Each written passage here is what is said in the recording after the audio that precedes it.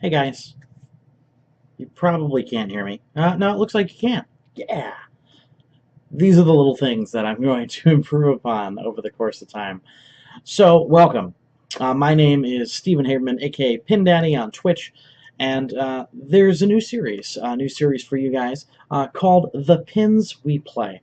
The Pins We Play is going to be a periodic series that is covering one game at a time. Those games are going to be selected either by myself or by my guest. My guest will be talking about a game that they own or have owned, in which they've purchased, had to hunt, find, have some experience and memorable experiences with, and have decided to talk about. So there'll be a new episode every new guest and a new game in every episode. So hopefully I'm going to name each one with the name of the game, the name of the guest, and maybe a number. We'll see. Um, I warn you, this is a brand new series, and there's a lot of things that I've got to finish tweaking. So there will be things that I mess up, whether it be the audio levels between myself and my guest, the cuts, whether they're smooth or not, the information that is being provided during the session, and I originally thought that it would be interesting to have it be a recorded and edited video. But I am finding that these I've recorded over the course of the last few months, and it has taken me a great deal of time to even try to make edits to it. So what I've decided is that for the most part, these might end up becoming live. Live recordings of chats I have with a live video with a guest talking about a specific game. I'm going to do my best to share pictures of the games and things like that in the future. For these first ones that might not exist. And for this one, I want to start off with what I think was a very interesting conversation with Kevin Manne from Buffalo Pinball. We talked about Dialed In because it was something that we both had experience with. So I hope you enjoy The Pins We Play. This is Dialed In with Kevin Manne. So here we go. All right, well, welcome everybody. This is just chatting with owners. We're going to be chatting with a variety of different collectors, pinball owners, pinball collectors, pinball players, and talking to them about the games that they own and the adventures they've had to get those games. So today I'm joined with Kevin Manne from Buffalo Pinball. Hey, Kevin. Hey, how you doing? Good, man. Good.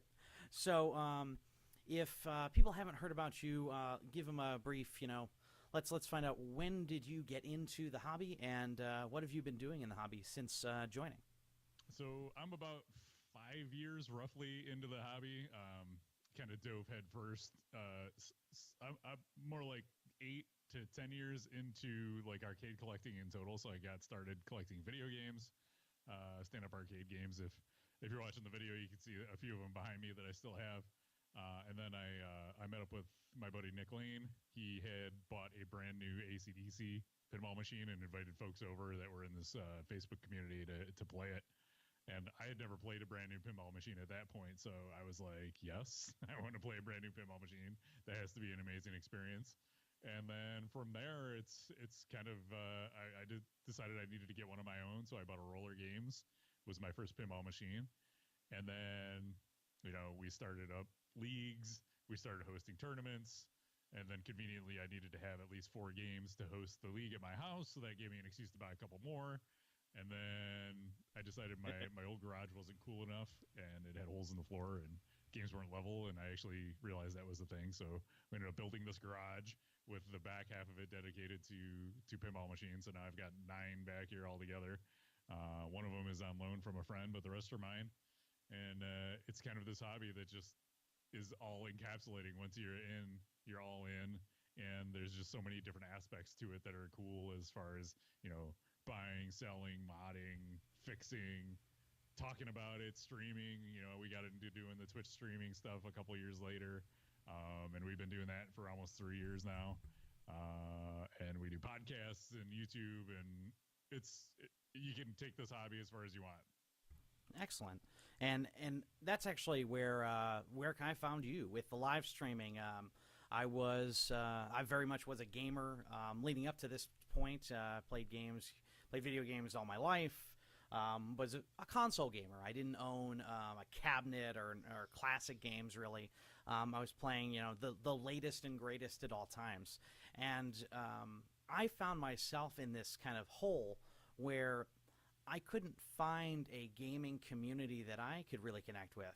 And that's where I ended up finding both you from the Winter Games Done Quick and the Pinball Done Quick with Joe Saeed back in, I think that was probably 2016. And that's how I found pinball as well. With those live streams, I realized that there was a community of people that enjoyed playing games, enjoyed skill-based play, as well as random success and luck inside of a machine. So that's where I really found that, and that's why I'm glad to have you on. So I wanted to start. Yeah, oh, no problem. I wanted to start with something something unique, really talking about the different games that you've had. And when I started thinking about this all, I wanted to start on a machine that I had some familiarity with, and that's Dialed In. So let's get started with Dialed In. Dialed In being a game from Jersey Jack, came out last year in 2017. Talk to me a little bit about how you were introduced to that game. I was introduced to Dialed In the way basically everybody was introduced to Dialed In, and that was at Pinball Expo of 2016. They unveiled the game. There was huge hype for this game because it was the first game from Pat Lawler, the legendary designer of games like the Addams Family and Whirlwind and all those amazing games that he's worked on.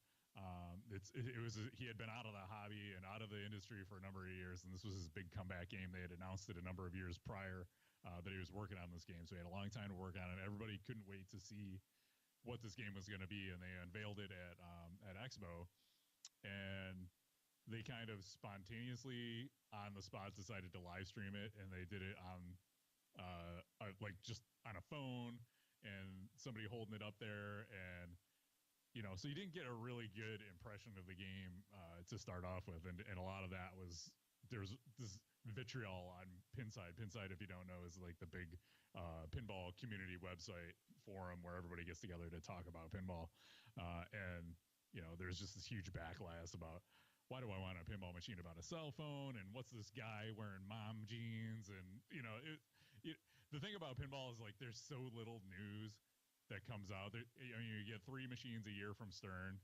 You get, if you're lucky, a game from Jersey Jack, and a handful here or there from these other boutique manufacturers. So anything that gets announced just gets picked apart to every little intricacy of the game. So if there's anything to complain about, the internet's going to find a way to complain about it. But that's how I got introduced to Dialed In from there.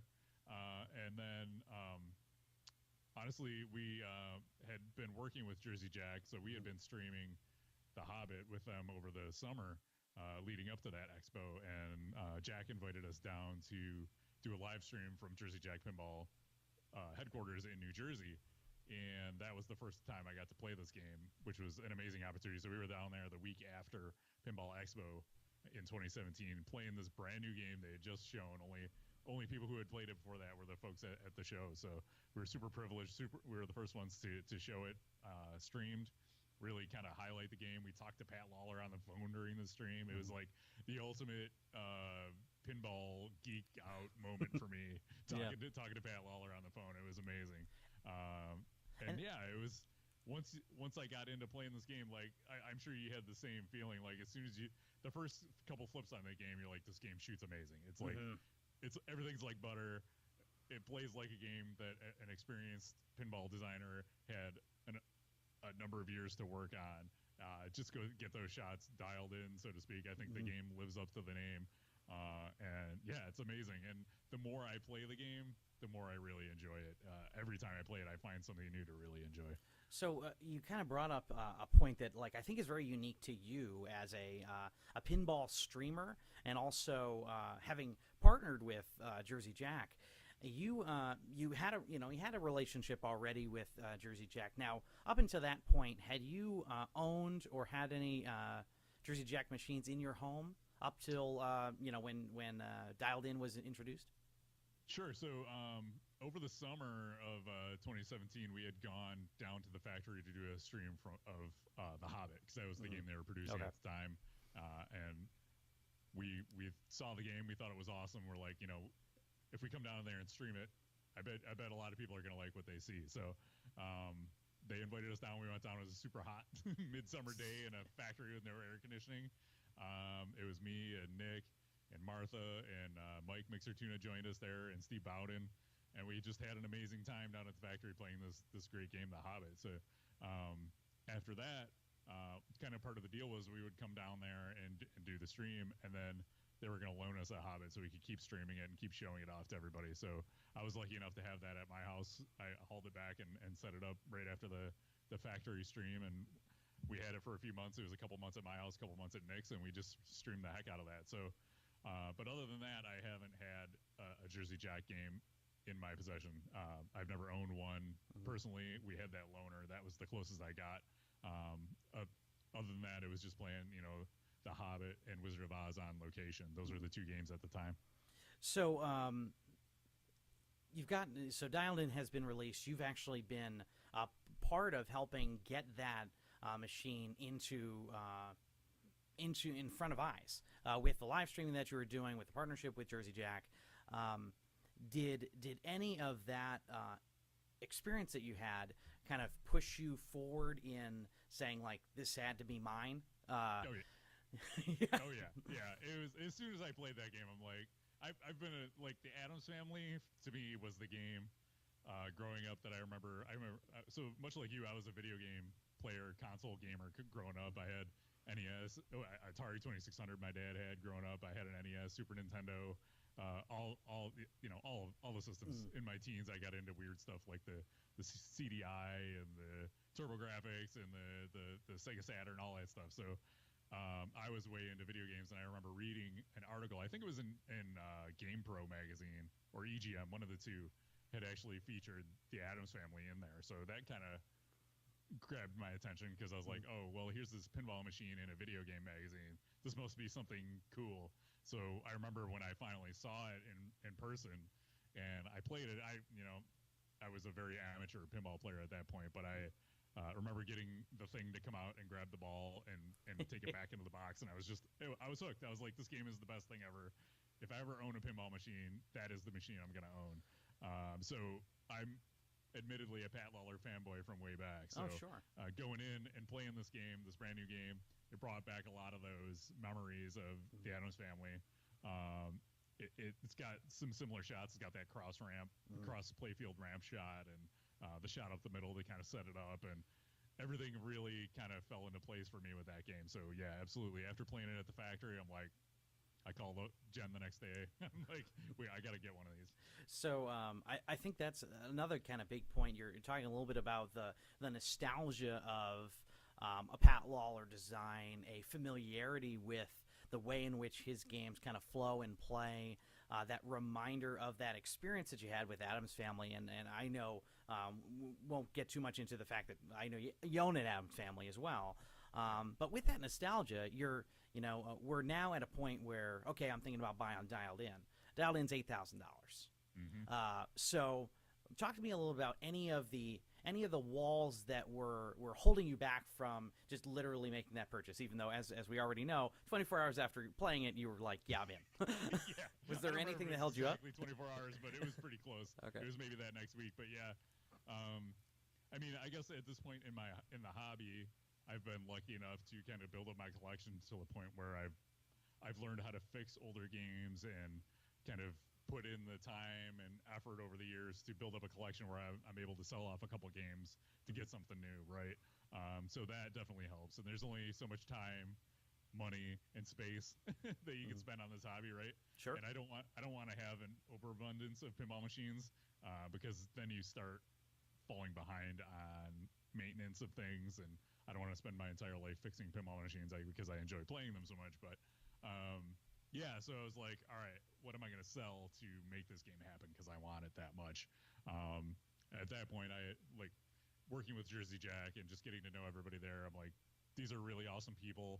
I really believe in their concept and their philosophy behind pinball. They want to make these great full featured games that people really wanted, that I really wanted in my home, and I wanted to support that. So I'm like, I'm gonna sell a couple games and make this happen. And honestly, I don't even remember what I ended up selling to get it at this point, but it didn't matter. I was gonna say, I'm like, well, what, does your heart, sell? did your heart hurt for what you lost? But if you can't remember Obviously what you lost, not. yeah, exactly. All right, well, that's good to know. And Yeah. so, and how many games do you currently own for Uh, pins? I've got nine pinball Okay. machines, and then a handful of arcade video games as well.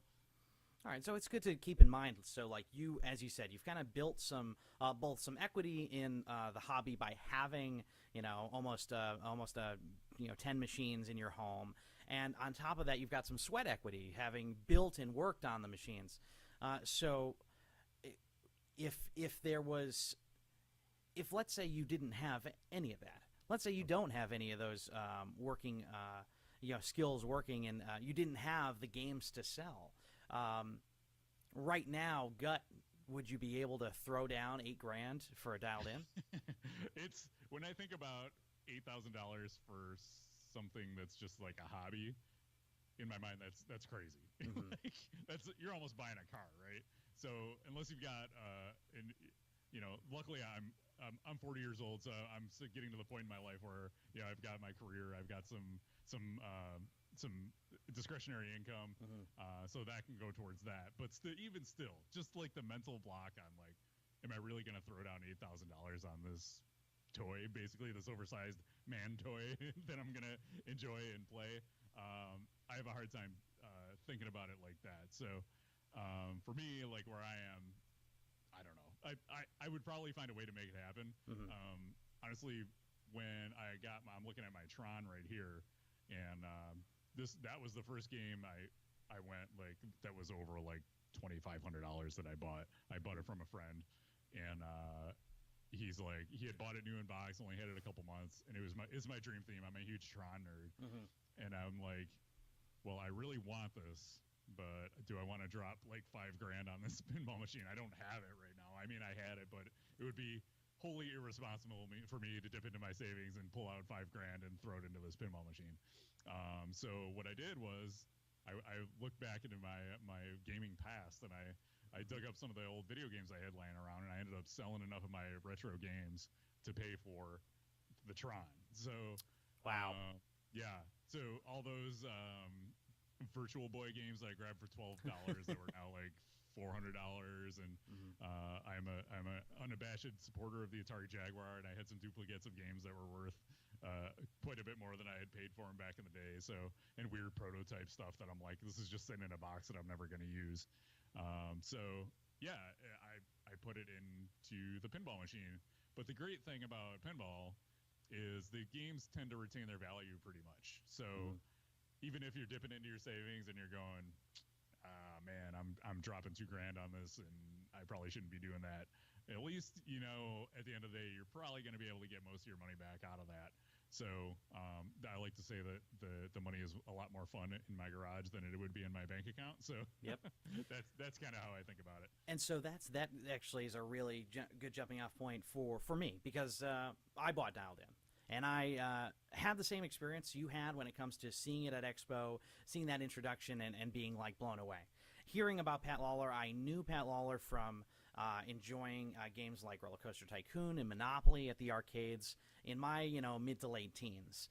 And I went to PinFest in 2017, got to put my hands on Dialed In, had a very bad game on it, and was like, I have to have this, because I grew up playing games. You know what I loved? Sim City, and that game is Sim City. The backglass on Dialed In is the story of blowing up a city, bringing every disaster you can think of to this quantum city, and the story of kind of how that's happening and why.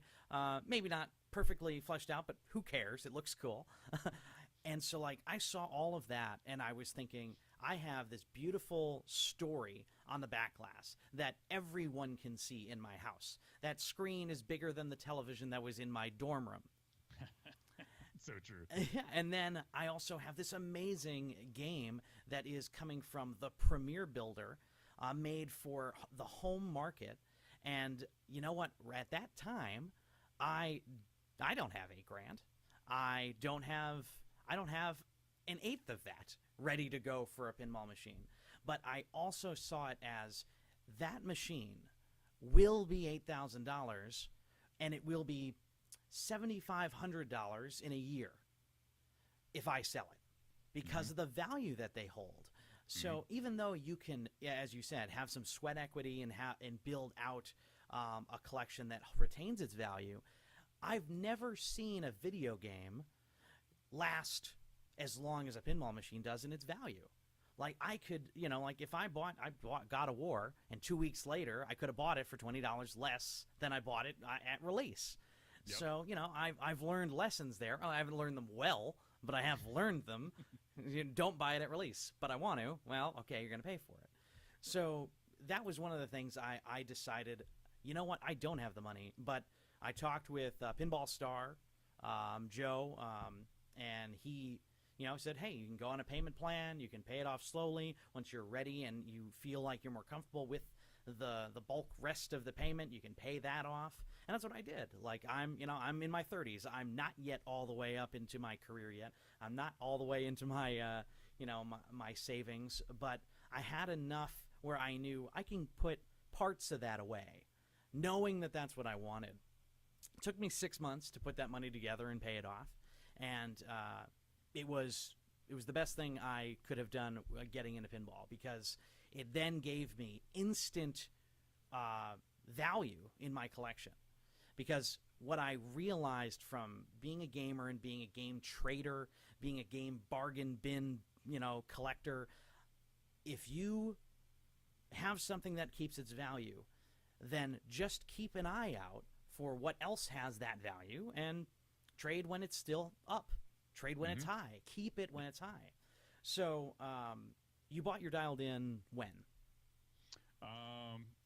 So I actually took delivery of it over the summer of last year. Okay. So yeah, summer 2017. So yeah, we had gone. I guess it was Expo 2016. I think I said 2017 before. It was Expo 2016.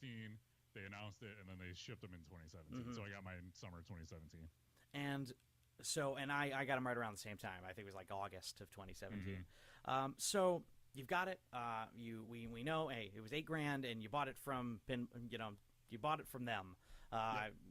They're not just for other collectors, for people that are thinking about working with Jersey Jack. This isn't one of those games that well, they say it's $8,000, but you can get it for like $6,700 if you go to the right guy. No, you're gonna pay that.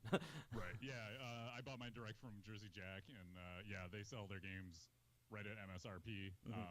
As far as I know, all their distributors do too. Maybe you can find somebody that will throw in free shipping or something for you or something like that. But a lot of times with Stern games, they'll list an MSRP at like 5,000, and then you can get it for 4,500 or whatever it is now. I think it's they're $6,000 MSRP, and you can get a couple hundred off if you call a distributor. The distributors aren't allowed to post their non-MSRP prices online, which is I always thought was kind of weird. So you have to actually call. They can't even email it to you. So there's some weirdness going on there, and that's something new folks into pinball would definitely not know. Like if I didn't have a community of folks around me who have like I think of Bruce Nightingale in Rochester, host of the Slam Tilt podcast. He's been into this hobby for years, and he's bought dozens of games brand new in the box. So I'm like, Bruce, when I went to buy my Ghostbusters, I said, who do I buy from? And he said, go to Mike Pupo. He's great. He always hooks me up. He's the Tron that I bought off of Bruce. That's where he had gotten that from. So knowing good people who will give you a good price, take care of you. Yeah, that's key. So you've got your dialed in. It's in your home. Have you had to do any major repairs to it or any work to it? And have you made any alterations to it? All right, so there's an old adage that says if it's not broke, it's not pinball. Yep. So even brand new games, when you buy them, can have problems. And I remember when I was first thinking about buying a pinball machine, I had that kind of thought in my mind. I was like, well, I don't know how to fix these things. Should I just go ahead and buy a brand new one? Because then at least I won't have to worry about fixing it. And then I saw people getting their brand new games, and the the shooter rod's busted on it, or LEDs are falling out, or anything. It could be any number of things that go wrong with a pinball machine. But I only had to do some minor adjustments on Dialed In. The switch where the skill shot goes in, the ball was getting stuck on it, so I had to bend that down a little bit. Okay. I was getting some bounce outs from the left ramp return, so I put some washers underneath the ramp there to kind of slow it down a little bit. But beyond that, it's been pretty good. Some of the mylar around the magnets were coming up, so I just cut out the center on those. Beyond that, I've done some mods. I've put new. I like the Titan rings. Those are pinball flipper rubbers, but they're not made of rubber. They're made of silicone. So I like the way those play. They hold up better. They don't kind of gunk up your flippers the way regular rubber does. So I enjoy those. I put them on all my. And they games. don't shave really. Like the rubbers kind of, you see some shavings coming off of those. The silicone rings or silicone rings. Is that right? I think silicone. That's what I say. Ways, and people rage out when he says it wrong. So I think it's silicone. Full disclosure, they are a sponsor of Buffalo Pinball, but I was shilling for them way before they were a sponsor for us. I tried some of the other non rubber flipper rings, and Titan are the ones that play most like regular flipper rubber, so that's why I stick with those. So there you go. That's their plug for Titan rings. I put some mods for Measle Mods on there. They are not a sponsor of Buffalo Pinball, but I have the mod that moves the Crazy Bob sign so it faces the player more, because that's kind of a strange design decision on that game, where there's a little like billboard kind of thing with 3 lights on it that shows you what's lit at the Crazy Bob's shot, and from the factory it's positioned so you can't really see it from the player position. You got to be kind of standing to the right side of the machine to really see it. So the mod from Measle Mods is cool because it gives you a bracket to turn it and face the player a little more, and it lights up the sign, which is always nice. And just this weekend I put Measle Mods made a little pop bumper building mod. Like if you've ever watched the backglass on during the gameplay, when the ball goes into the pop bumpers, the camera shifts over to these buildings that look like pop bumpers, and they light up.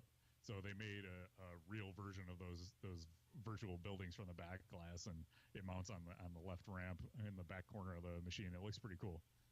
Nice. Yeah. So beyond that's been it. And when I had my machine, and that is a giveaway to some of the other things that we'll talk about. All right. So back to. On my Dialed In, I ended up having the known issue on the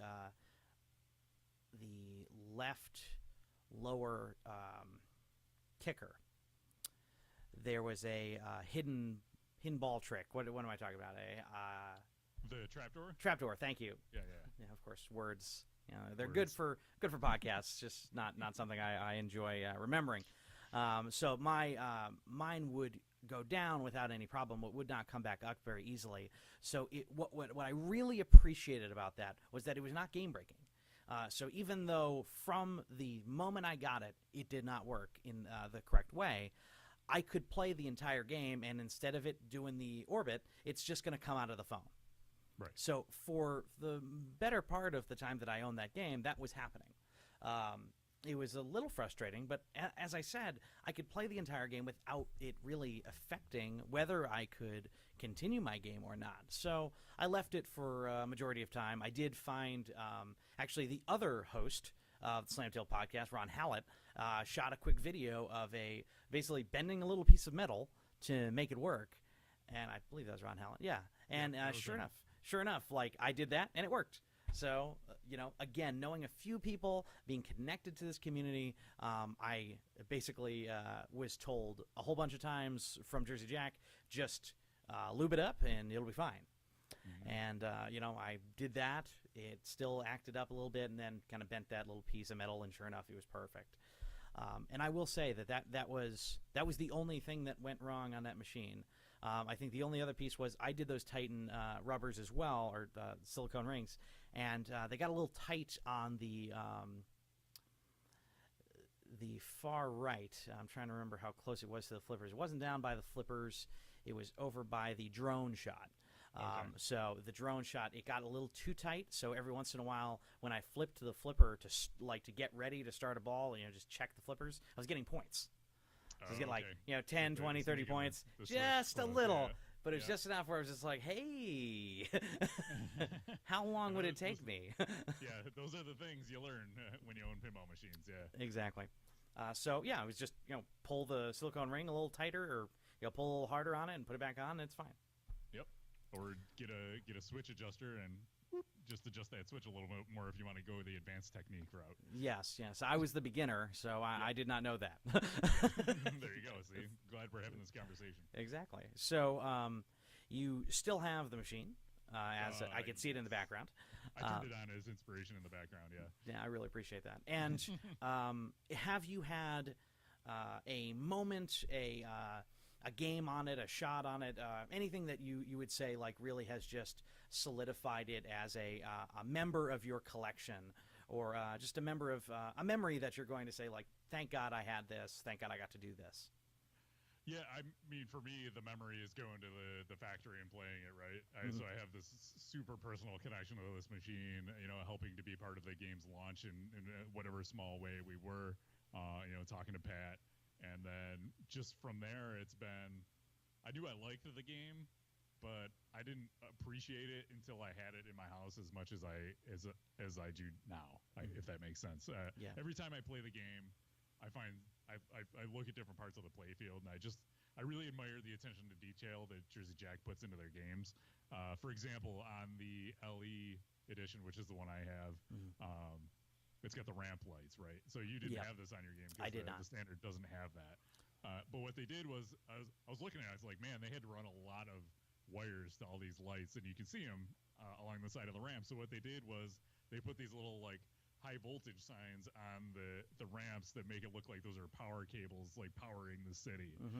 It's like those little things, just I have a background in graphic design, so the animations and everything that John Paul DeWin does on the animations on the screen, they're number one in the industry. Like I appreciate every attention to detail at the end of the game when the spotlight's up on the screen and you look down in the theater and that's where the light is shining up on the back box. Like, that's awesome. Like no way they had to do all that and put all that into it, but they do.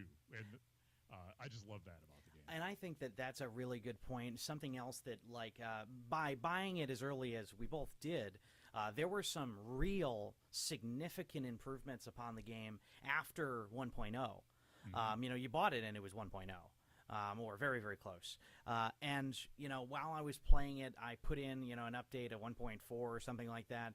And all of a sudden, if you got a game well enough that didn't get a high score, but did get past a certain point in the game, the announcer would talk to you about like, and this has been Quantum City. Yeah. And like that wasn't happening before, and all of a sudden there was these new call outs occurring in the game that were bringing the world of Quantum City to life in the game, and it blew my mind that they could do that. And finally, I think one of the biggest additions for me was that I'm a newer player. I'm not going to get to the wizard mode, so they put in a mini wizard mode that's halfway through and a whole lot easier to get to. Finish 6 modes and you get to see chaos in Quantum City.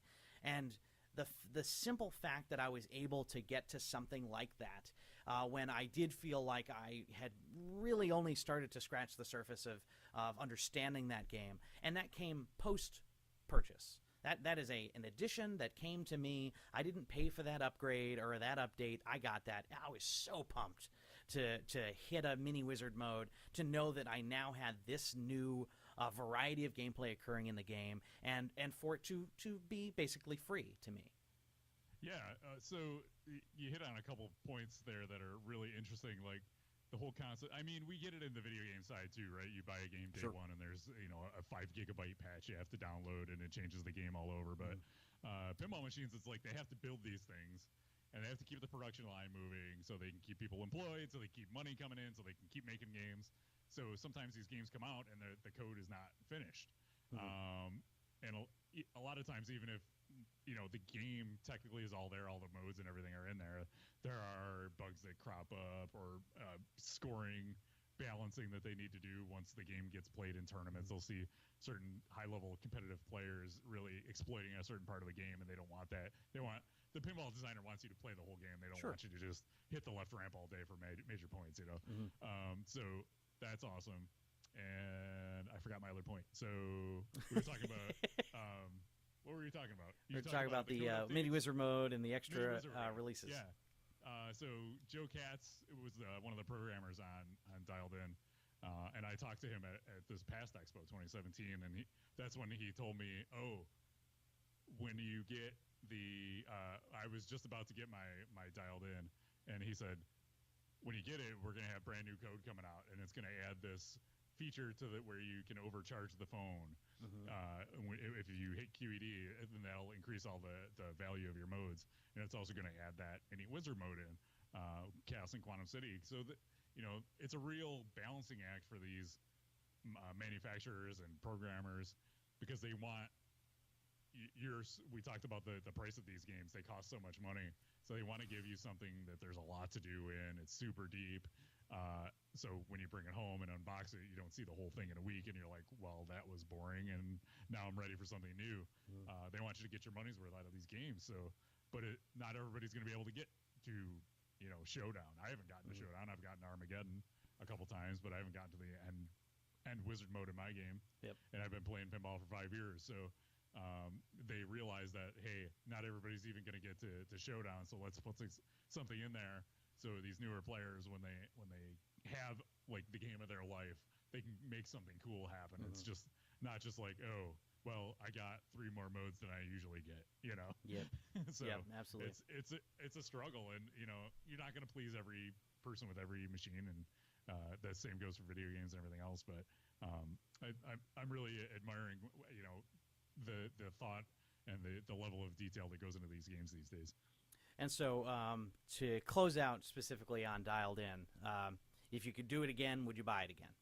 Yes, it's my new favorite game of all time. I used to be Tron and Adams, and I still love both of those games a lot. But right now, Dialed In's right up at the top, so it's staying. And to share with you, as I alluded to, I don't have Dialed In my home anymore, and that is not because that game is not good. It's probably my second favorite game of all time. I'm newer to the game, so I'm also I might pay for that. Like, I like this game. I really enjoyed it, and I paid the price to get it brand new. But having that equity in my collection gave me the opportunity to cash out a little. My wife and I had to deal with some things that were happening around the house, dealing with some things that we needed to do in our lives. And so I said, what if I took what was at the time Fishtails and Dialed In and turned that into something else that I really wanted and something else that I wanted to try. And I traded Fishtails for some cash, and I got a Gottlieb Silver Slugger. That is a fun little thing. And not the best known game of all time, but you know what? It's actually one that I'm learning how to build on. I'm doing a playfield swap on it. I'm learning a great deal from that machine. And the other is that I traded Dialed In for cash and my holy grail machine, Indiana Jones. The Williams. Yeah. So, the good one from what everyone says. And I was able to get what, if you look at that Williams Indiana Jones today, it would cost what a Dialed In costs. And probably in the not-so-distant future, it will. Like, I wouldn't be shocked if that value goes up exponentially. But in the same breath, I will say that Dialed In is probably going to grow in value as well. Once they stop making them, there's not going to be 19,000 Dialed Ins made. There's 19,000 Indiana Jones Williams made. So there is a number, but that's a whole lot of pinball machines. Whereas Dialed In is, maybe not as popular, but I would say is absolutely putting itself in the upper echelon of games ever. Yeah, it took a while for that game to really catch on, and that was kind of the downfall of doing an original theme. Everybody said, we want these awesome original themes like Medieval Madness and Attack from Mars. Nobody's making unlicensed themes anymore. We need somebody to do that. And Jersey Jack went out on a limb and they did it. And there's not that instant like connection when I look at a Ghostbusters or a Tron or something that I already have. Like it's a known quantity. Like Yeah. I love this world, so this is something I want to have.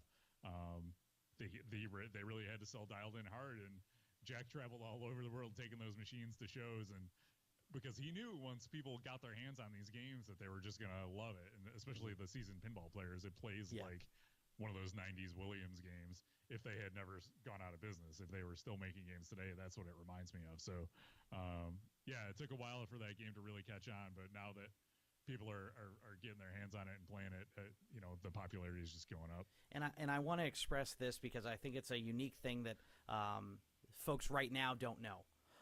When I went to say, you know what, I'm going to look at cashing a little bit out and getting something else for Dialed In, I could have picked any game in existence and got it.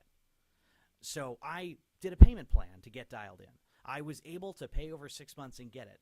There isn't a way for me to do that for an Indiana Jones. There isn't a way for me to do that for, maybe for a Monster Bash or Medieval Madness remake, those remakes nowadays.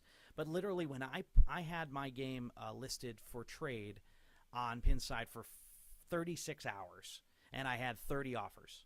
Wow. So, pick a game, I was offered it. And that's what was important to me. It gave me the opportunity to get a game that is harder for me to find. I got to pick my quality. I looked at a bunch of pictures of a number of different machines and was able to say that one is the best looking. It's the one that I want the most, and it's going to save me money on all the mods that it already has in the quality it's already standing in. I don't have to do that work. That sweat equity is already in it. And so that was really big for me. And I will I want to make sure that I'm a little bit more direct in kind of the costs associated. So, Dialed In was $8,000. I traded it for a cash value of what I suggested was $7,500, and I got $1,000 out of the machine and still got an Indiana Jones. So that's what I did, and that's what gave me every game that I wanted.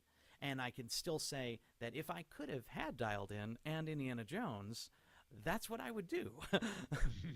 But that's $16,000. And that is a car. Yes, exactly. That's the down payment. Hobby. Yeah, that's a down payment on a house. You're not kidding. So that's really what we wanted to. I wanted to make sure people understood today is that Dialed In is an amazing game, and whether you can trade for it, whether you can buy it outright, or whether you can contact these distributors and talk to them about, hey, I want to go on a 6-month plan. I know I want it. I know I want you to hold it for me, and here's what I can do for payments. They'll work with you. So if it's a dream theme, if it's a dream machine for you, it's probably not a dream theme based on the response of Pinside. but it's a fun game, and it's an amazing game. So keep an eye out for it. If you can get it, I think Kevin and I both agree it's a must-have. Highly recommended. Yep. All right. So that was Dialed In.